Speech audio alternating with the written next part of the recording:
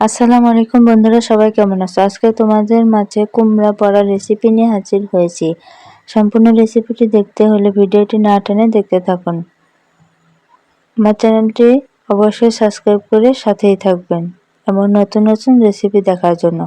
তো চলুন মূল রেসিপিতে যাওয়া যাক। এখানে একটা কচি কুমড়া নিয়েছি। কুমড়াটাকে ছোট ছোট টুকরা করে কেটে ভালো করে পরিষ্কার করে নেব।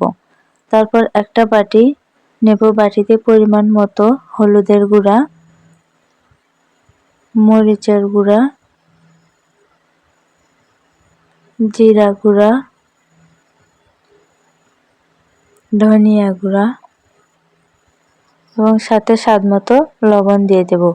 তারপর আগে থেকে কেটে রাখা কুমড়ার টুকরাগুলো দিয়ে ভালো করে নেড়ে চেড়ে নেব। সাথে সামান্য পানি দিয়ে দেব যাতে মশলাটা ভালো করে কুমড়ায় লেগে যায়। সবগুলোকে ভালো করে মেখে নেওয়ার পর চুলায় একটা প্যান বসিয়ে দিয়ে তাতে পরিমাণ মতো তেল দিয়ে তেলটা কিছুটা গরম করে নেব। তারপর একে একে সবগুলো কুমড়ার বড়ার টুকরোগুলো দিয়ে দেব।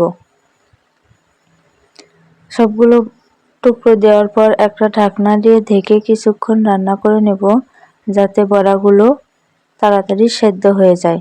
এক পাশ ভালো করে ভেজে নেওয়ার পর উল্টিয়ে অপর পাশও ভালো করে ভেজে নেব। তারপর চুলা থেকে নামিয়ে পরিবেশন করব। আজকে এই পর্যন্তই। আগামীকাল নতুন আরেকটি রেসিপি দেখার আমন্ত্রণ রইল। সে পর্যন্ত ভালো থাকবেন, সুস্থ থাকবেন। আল্লাহ হাফেজ।